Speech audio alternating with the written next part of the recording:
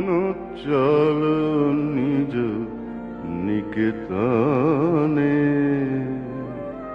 সংসার বিদেশে বিদেশির বেশে, ভ্রম কেন অকারণে, মনো চল নিজ নিকেতনে।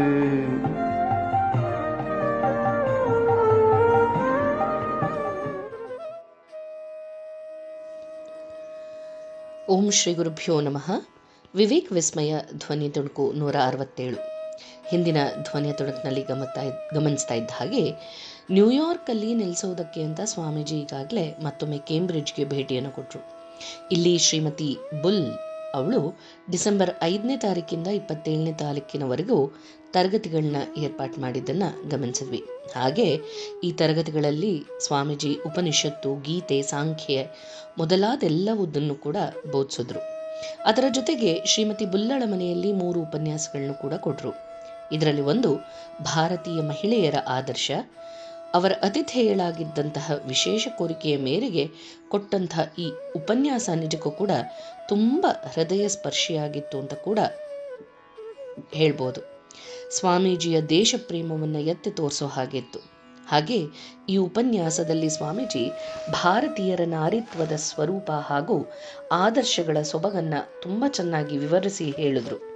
ಭಾರತೀಯ ಮಹಿಳೆಯರ ಸ್ಥಿತಿಗತಿಯ ಕುರಿತಾಗಿ ಮಾತನಾಡಿದ್ರು. ಹಾಗೆ ಅವರೆಲ್ಲ ಸೇರಿ ಅಂದರೆ ಅಲ್ಲಿ ನೆರೆದಿದ್ದಂತಹ ಮಹಿಳೆಯರೆಲ್ಲರೂ ಕೂಡ ಅದೆಷ್ಟು ಆಳವಾಗಿ ಪ್ರಭಾವಿತರಾಗ್ಬಿಟ್ರು ಈ ಉಪನ್ಯಾಸಗಳಿಂದ ಅಂದರೆ, ತಾಯಿ ಭುವನೇಶ್ವರಿಗೆ ಅಂದರೆ ಸ್ವಾಮಿ ವಿವೇಕಾನಂದರ ತಾಯಿ ಭುವನೇಶ್ವರಿಗೆ ಕ್ರಿಸ್ಮಸ್ ಸಮಯದಲ್ಲಿ ಸ್ವಾಮೀಜಿಗೆ ಗೊತ್ತಿಲ್ಲದ ಹಾಗೆ ದೂರದ ಭಾರತದಲ್ಲಿದ್ದಂತಹ ತಾಯಿ ಭುವನೇಶ್ವರಿಗೆ ಒಂದು ಪತ್ರವನ್ನು ಬರೆದು, ಜೊತೆಗೆ ಮೇರಿಯ ಮಡಿಲಲ್ಲಿ ಬಾಲಕ್ರಿಸ್ತ ಮಲಗಿರುವಂತಹ ಒಂದು ಸುಂದರವಾದ ಚಿತ್ರವನ್ನು ಕಳಿಸ್ಕೊಟ್ರು.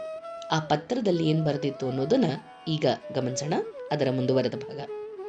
ವಿವೇಕಾನಂದರ ತಾಯಿಯವರಿಗೆ, ಪ್ರೀತಿಯ ತಾಯಿ, ಭಗವಂತನು ಮೇರಿಯ ಪುತ್ರನನ್ನ ಧರೆಗೆ ಕಾಣಿಕೆಯಾಗಿ ಇತ್ತಂತಹ ದಿನವನ್ನು ಆಚರಿಸಿ ಆನಂದಿಸುವಂತಹ ಈ ಶುಭ ಕ್ರಿಸ್ಮಸ್ ಸಂದರ್ಭದಲ್ಲಿ ಮಧುರ ಸ್ಮರಣೆಗಳ ಸಮಯ ಇದು.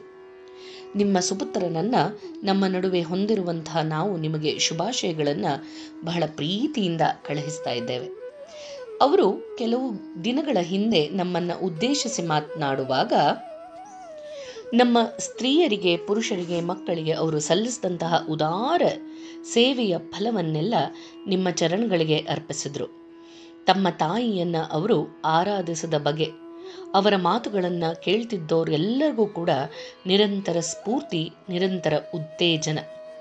ಪ್ರಿಯ ತಾಯಿ, ನಿಮ್ಮ ಮಗನ ರೂಪದಲ್ಲಿ ನಿಮ್ಮ ಜೀವನ ಹಾಗೂ ಕೃತಿಗಳನ್ನು ಕೃತಜ್ಞತೆಯಿಂದ ಗುರುತಿಸ್ತೇವೆ.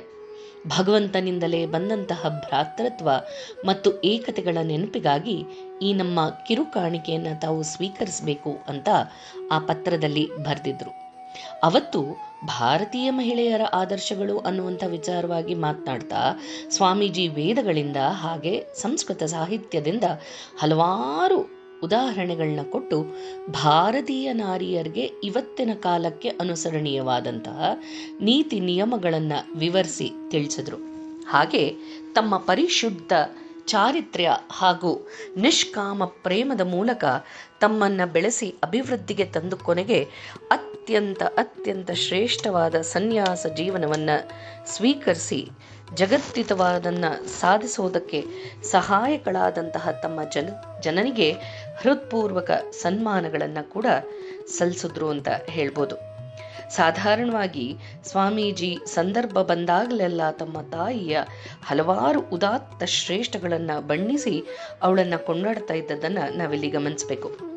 ಒಂದ್ಸಲ ಸ್ವಾಮೀಜಿ ತಮ್ಮ ತಾಯಿಯ ಅದ್ಭುತ ಸಂಯಮದ ಬಗ್ಗೆ ಹೇಳ್ತಾರೆ, ನನ್ನ ತಾಯಿ ಆಕೆ ಒಂದು ಸಲ 14 ದಿನಗಳವರೆಗೆ ನಿರಂತರ ಉಪವಾಸದ ವ್ರತವನ್ನು ಆಚರಿಸಿದ ಬಗ್ಗೆ ಹೇಳಿದ್ರು. ನನ್ನ ಸನ್ಯಾಸ ಜೀವನಕ್ಕೆ ಸ್ಫೂರ್ತಿ ಸಿಕ್ಕಿದ್ದು ನನ್ನ ತಾಯಿಯಿಂದ. ನನ್ನ ಈ ಜೀವನಕ್ಕೆ ಹಾಗೂ ನಾನು ನಡೆಸಿಕೊಂಡು ಬರ್ತಾ ಇರುವಂತಹ ಈ ಕಾರ್ಯಕ್ಕೆ ನನ್ನ ತಾಯಿಯ ಪರಮ ಪವಿತ್ರ ಚಾರಿತ್ರ್ಯ ಒಂದು ನಿರಂತರ ಸ್ಫೂರ್ತಿ ಅಂತ ಕೂಡ ಸ್ವಾಮೀಜಿ ತಮ್ಮ ಉಪನ್ಯಾಸದ ಮಧ್ಯದಲ್ಲಿ ಹೇಳಿದ್ರು ಅನ್ನುವಂತಹ ಮಾತುಗಳು ಅವರ ಬಾಯಿಂದ ಆಗಾಗ ಬರ್ತಿತ್ತು ಅನ್ನೋದನ್ನು ಕೂಡ ಇಲ್ಲಿ ನಾವು ಗಮನಿಸ್ಕೊಳ್ಬೇಕು. ಕ್ರಿಸ್ಮಸ್ ಹಬ್ಬವನ್ನ ಸಾರಾ ಒಲೆಬುಳ್ಳಲ ಮನೆಯಲ್ಲಿ ಕಳೆದಂತಹ ಸ್ವಾಮೀಜಿ ಡಿಸೆಂಬರ್ 28ನೇ ತಾರೀಕಿನಂದು ಬ್ರುಕ್ಲಿನ್ ಅನ್ನುವಂಥ ಜಾಗಕ್ಕೆ ಹೊರಟಿದ್ದಾರೆ. ಇಲ್ಲಿನ ಎಥಿಕಲ್ ಅಸೋಸಿಯೇಷನ್ ಅಲ್ಲಿ ಉಪನ್ಯಾಸ ಮಾಲೆ ಒಂದನ್ನು ಕೊಡೋದಕ್ಕಾಗಿ ಇದರ ಅಧ್ಯಕ್ಷನಾಗಿದ್ದಂತಹ ಡಾಕ್ಟರ್ ಲೂಯಿಸ್ ಜೇಮ್ಸ್ ಅವನು ಸ್ವಾಮೀಜಿಯನ್ನ ಆಹ್ವಾನ ಮಾಡಿದ್ದ. ಡಾಕ್ಟರ್ ಜೇಮ್ಸ್ ರವರು ಈಗಾಗಲೇ ನಾವು ಗಮನಿಸಿರೋ ಹಾಗೆ ಸ್ವಾಮೀಜಿಯ ಅಸಾಧಾರಣ ಪ್ರತಿಭೆಯನ್ನ ಹಾಗೆ ಅವರ ಸಾಧನೆಗಳನ್ನು ಗುರುತಿಸಿ ಪ್ರಭಾವಿತನಾಗಿದ್ದಂಥವನು ಈತ. ಡಾಕ್ಟರ್ ಜೇಮ್ಸ್ ಅವನ ಪ್ರಾಮಾಣಿಕ ಮನೋಭಾವವನ್ನು ಉದಾತ್ತ ಚಾರಿತ್ರ್ಯವನ್ನು ಸ್ವಾಮೀಜಿ ಹೃತ್ಪೂರ್ವಕವಾಗಿ ಮೆಚ್ಚಿಕೊಂಡ್ರು ಅನ್ಬೋದು. ಶೀಘ್ರದಲ್ಲೇ ಇಬ್ಬರು ಕೂಡ ಆತ್ಮೀಯ ಸ್ನೇಹಿತರಾದರು. ಸ್ವಾಮೀಜಿಯ ವ್ಯಕ್ತಿತ್ವದಿಂದ ಆಕರ್ಷಿತರಾಗಿ ಬಂದಂತಹ ಮತ್ತೊಬ್ಬರು ಅಂತಂದ್ರೆ ಅದೇ ಸಂಸ್ಥೆಯ ಒಬ್ಬ ಅಧಿಕಾರಿಯಾಗಿದ್ದಂತಹ ಚಾರ್ಲ್ಸ್ ಹಿಗ್ಗಿನ್ಸ್ ಅಂತ ಕೂಡ ನಾವಿಲ್ಲಿ ಗಮನಿಸಬೇಕು. ಇವರು ಸ್ವಾಮೀಜಿ ಬ್ರುಕ್ಲಿನ್ಗೆ ಬರುವಂತಹ ಸಂದರ್ಭದಲ್ಲೇ ಅಮೆರಿಕ ಹಾಗೂ ಭಾರತದ ವೃತ್ತ ಪತ್ರಿಕೆಗಳು ಸ್ವಾಮೀಜಿ ಕುರಿತಾಗಿ ಪ್ರಕಟ ಮಾಡಿದ್ದಂತಹ ಲೇಖನಗಳೆಲ್ಲದನ್ನ ಸಂಗ್ರಹಣೆ ಮಾಡಿ ಒಂದು ಪುಸ್ತಕದ ರೂಪದಲ್ಲಿ ಅಚ್ಚು ಹಾಕಿಸಿ ಅಲ್ಲಿಗೆ ಬಂದಿದ್ದಂತಹ ಸಭಿಕರಿಗೆ ಮುಂದಾಗಿಯೇ ಹಂಚಿಬಿಟ್ಟಿದ್ರು. ಬ್ರುಕ್ಲಿನ್ ಎಥಿಕಲ್ ಅಸೋಸಿಯೇಷನ್ನಲ್ಲಿ ಸ್ವಾಮೀಜಿ ಕೊಟ್ಟಂತಹ ಭಾರತ ಧರ್ಮಗಳು ಅನ್ನುವಂಥ ಉಪನ್ಯಾಸ ತುಂಬ ಯಶಸ್ವಿಯಾಗಿ ಮೂಡಿಬಂತು. ಸನಾತನ ಧರ್ಮದ ಬಗ್ಗೆ ಸ್ವಾಮೀಜಿ ಕೊಟ್ಟಂತಹ ವರ್ಣನೆಯಿಂದ ಆ ವಿಷಯದ ಬಗ್ಗೆ ಸಭಿಕರಲ್ಲಿ ಎದ್ದಂತಹ ತೀವ್ರ ಆಸಕ್ತಿ ಉಂಟಾಯಿತು ಅಂತಂದ್ರೆ ಅವರು ಬ್ರುಕ್ಲಿನ್ನಿನ ಪ್ರತಿದಿನವೂ ತರಗತಿಗಳನ್ನು ನಡೆಸಬೇಕು ಅಂತ ಈಗ ಸ್ವಾಮೀಜಿಯನ್ನ ಒತ್ತಾಯ ಮಾಡೋದಕ್ಕೆ ಪ್ರಾರಂಭಿಸಿದ್ದಾರೆ. ಈ ಊರಲ್ಲಿ ಸ್ವಾಮೀಜಿ ಅವರು ಮಾಡಿದಂತಹ ಭಾಷಣಗಳ ಬಗ್ಗೆ ಬ್ರುಕ್ಲಿನ್ ಸ್ಟ್ಯಾಂಡರ್ಡ್ ಯೂನಿಯನ್ ಅನ್ನುವಂಥ ಪತ್ರಿಕೆ ತುಂಬ ಸ್ವಾರಸ್ಯವಾಗಿ ಇದರ ಬಗ್ಗೆ ವರದಿ ಮಾಡುತ್ತೆ. ಎಥಿಕಲ್ ಸೊಸೈಟಿಯ ಆಹ್ವಾನವನ್ನು ಸ್ವೀಕಾರ ಮಾಡಿ ಒಂದು ಉಪನ್ಯಾಸ ಭವನದಲ್ಲೂ ಸುತ್ತಿನ ಕೋಣೆಗಳಲ್ಲೂ ಕಿಕ್ಕಿರಿದು ತುಂಬಿಕೊಂಡಿದ್ದಂತಹ ಅನೇಕ 100 ಜನರನ್ನ ಮಂತ್ರಮುಗ್ಧವನ್ನಾಗಿಸಿ ಹಿಡಿದಿದ್ದಂಥದ್ದಂಥ ಆ ದನಿ ನಿಜಕ್ಕೂ ಕೂಡ ವೇದ ಋಷಿಗಳ ದನಿಯಾಗಿತ್ತು ಅಂತ. ಹಾಗೆ ವಿಶಿಷ್ಟ ಸುಂದರವಾದ ಮತ್ತೆ ನಿರರ್ಗಳವಾದ ವಾಗ್ಝರಿಯಿಂದ ಕೂಡಿದಂತಹ ಅವರ ಭಾರತೀಯ ಧರ್ಮದ ಸಮರ್ಥನೆಯನ್ನ ಆಲಿಸೋದಕ್ಕೆ ಆ ನಗರದ ಎಲ್ಲ ಕಡೆಗಳಿಂದಲೂ ಕೂಡ ಎಲ್ಲ ಬಗೆಯ ವೃತ್ತಿ ವ್ಯಾಪಾರಗಳಿಂದಲೂ ಕೂಡ ಜನರು, ವೈದ್ಯರು, ವಕೀಲರು, ನ್ಯಾಯಾಧೀಶರು, ಅಧ್ಯಾಪಕರು ಹಾಗೆ ಅನೇಕ ಮಹಿಳೆಯರು ಈ ಒಂದು ಉಪನ್ಯಾಸ ಮಾಲಿಕೆಗೆ ಆಗಮಿಸಿದ್ರು. ಅವ್ರು ಯಾರೂ ಕೂಡ ಅವತ್ತು ನಿರಾಶರಾಗಲಿಲ್ಲ. ಸ್ವಾಮಿ ವಿವೇಕಾನಂದರು ತಮ್ಮ ಕೀರ್ತಿಗಿಂತಲೂ ದೊಡ್ಡವರು. ಹಿಮಾಲಯದ ಪ್ರಖ್ಯಾತ ಋಷಿಗಳ ಭವ್ಯ ಪರಂಪರೆಗೆ ಸೇರಿದಂಥವರು. ಕ್ರೈಸ್ತರ ನೈತಿಕತೆಯ ಜೊತೆಗೆ ಬೌದ್ಧರ ತತ್ವವನ್ನ ಒಂದುಗೂಡಿಸುವಂತಹ ನೂತನ ಧರ್ಮವೊಂದರ ಪ್ರವಾದಿ ಅವರು ಅಂತೆಲ್ಲ ಬರೀತು. ಬ್ರುಕ್ಲಿನ್ನಲ್ಲಿ ನಿಯಮಿತವಾಗಿ ತರಗತಿಗಳನ್ನು ನಡೆಸಬೇಕು ಅನ್ನುವಂತಹ ಜನರ ಬೇಡಿಕೆಗೆ ಸ್ವಾಮೀಜಿ ಈಗ ಒಪ್ಕೊಳ್ತಾ ಇದ್ದಾರೆ. ಅಷ್ಟೇ ಅಲ್ಲದೆ ಅಲ್ಲಿನ ಅಸೋಸಿಯೇಷನ್ನಿನ 3 ಭಾಷಣಗಳ ಸರಣಿಯನ್ನು ಮಾಡೋದಕ್ಕೂ ಕೂಡ ಈಗ ಒಪ್ಪಿದ್ದಾರೆ. ಇವುಗಳು ಭಾಷಣಗಳು ಹಿಂದೂ, ಮುಸಲ್ಮಾನ, ಕ್ರೈಸ್ತ ಧರ್ಮಗಳ ಪ್ರಕಾರ ಸ್ತ್ರೀತ್ವದ ಆದರ್ಶಗಳು. ಬೌದ್ಧ ಧರ್ಮ ಅಂದ್ರೆ ಏನು? ಈ ಉಪನ್ಯಾಸಗಳಿಗೆ ಅಷ್ಟೇ ಅಲ್ಲದೆ ವೇದ ಮತ್ತು ಹಿಂದೂ ಧರ್ಮ, ಬೌದ್ಧ ಧರ್ಮ ಭಾರತೀಯರ ದೃಷ್ಟಿಯಲ್ಲಿ, ವಿಗ್ರಹ ಆರಾಧನೆ ಅಂದ್ರೇನು, ಈ ಉಪನ್ಯಾಸಗಳಿಗೆ ಪ್ರವೇಶ ಶುಲ್ಕವನ್ನ ಇಟ್ಟಿದ್ದು ಸಂಗ್ರಹವಾದಂತಹ ಹಣದಲ್ಲಿ ಒಂದು ಭಾಗ ಅಸೋಸಿಯೇಷನ್ನಿನ ಪುಸ್ತಕ ಪ್ರಕಟಣಾ ನಿಧಿಯಾಗಿ ವಿನಿಯೋಗ ಆಗಬೇಕು ಅಂತ ವ್ಯವಸ್ಥೆ ಆಯಿತು. ಈ ಉಪನ್ಯಾಸಗಳೆಲ್ಲವೂ ಕೂಡ ತುಂಬಾ ಯಶಸ್ವಿಯಾಗಿ ನಡೀತು. ಕಾರ್ಯಕ್ರಮದ ಸಂಚಾಲಕನಾಗಿದ್ದಂಥ ಹಿಗ್ಗಿನ್ಸ್ಗಂತೂ ಹಿಡಿಸೋದಕ್ಕೆ ಸಾಧ್ಯವಾಗದಷ್ಟು ಸಂತೋಷ ಆಗ್ಬಿಟ್ಟಿದೆ ಈ ವಿಚಾರದಿಂದ. ಸ್ವಾಮೀಜಿ ಎಲ್ಲೇ ಭಾಷಣ ಮಾಡಿದ್ರು ಕೂಡ ಅಲ್ಲೊಂದು ವಿವಾದದ ಭಾರೀ ಕೋಲಾಹಲ ಏರ್ಪಾಟಾಗ್ತಿತ್ತು. ಅದು ಅನಿವಾರ್ಯನೂ ಆಗ್ತಿತ್ತು. ಯಾಕೆ ಅಂದ್ರೆ ಸ್ವಾಮೀಜಿ ಆಡ್ತಿದ್ದಂತಹ ಪ್ರತಿಯೊಂದು ಮಾತುಗಳು ಕೂಡ ಜನರ ಕಿವಿಗೆ, ಬುದ್ಧಿಗೆ ತುಂಬಾ ಅಪರಿಚಿತವಾಗಿರ್ತಿತ್ತು, ಅಪಥ್ಯ ಆಗಿತ್ತು. ಅವರ ಭಾವನೆಗಳು ಜನರು ಊಹಿಸಿಯೂ ಕೂಡ ಇರದಲೇ ಇರುವಂಥದ್ದು. ಹಳೆಯ ನಂಬಿಕೆಗಳಿಗೆ ಜೋತು ಬಿದ್ದವ್ರಿಗಿಂತಲೂ ಸ್ವಾಮೀಜಿಯ ನೂತನ ಸಂದೇಶಗಳು ದಿಗ್ಭ್ರಾಂತಿಯನ್ನ, ಅಸಹನೆಯನ್ನ ಉಂಟು ಮಾಡ್ತಿತ್ತು. ಹಾಗಾಗಿ ಹೆಚ್ಚು ಕಡಿಮೆ ಎಲ್ಲೆಲ್ಲೂ ಕೂಡ ಅವರ ವಿಚಾರಗಳಿಗೆ ಪ್ರತಿಭಟನೆಗಳು, ಒಂದೊಂದು ದನಿಗಳು ಕೇಳಬರ್ತಿತ್ತು. ಇನ್ನು ಇತರ ಕಡೆಗಳಲ್ಲಿ ಅವರನ್ನ ವಿರೋಧಿಸೋರು ಮುಖ್ಯವಾಗಿ ಕ್ರೈಸ್ತ ಮಿಷನರಿ ಹಾಗೂ ಇತರ ಧರ್ಮಾಂಧದ ಕ್ರೈಸ್ತರು. ಆದರೆ ಬ್ರುಕ್ಲಿನ್ನಲ್ಲಿ ಸ್ವಾಮೀಜಿಗೆ ವಿರೋಧ ಎದುರಾದದ್ದು ಕ್ರೈಸ್ತರಿಂದ ಅಲ್ಲ, ಬದಲಾಗಿ ರಮಾಬಾಯಿ ಅಂತ ಇದ್ಲಲ್ಲ ಸಮಾಜ ಸುಧಾರಕಿ, ಅವಳ ಅನುಯಾಯಿಗಳಿಂದ ಇಲ್ಲಿ ವಿರೋಧ ಎದ್ ನಿಂತ್ಕೊಳ್ತು.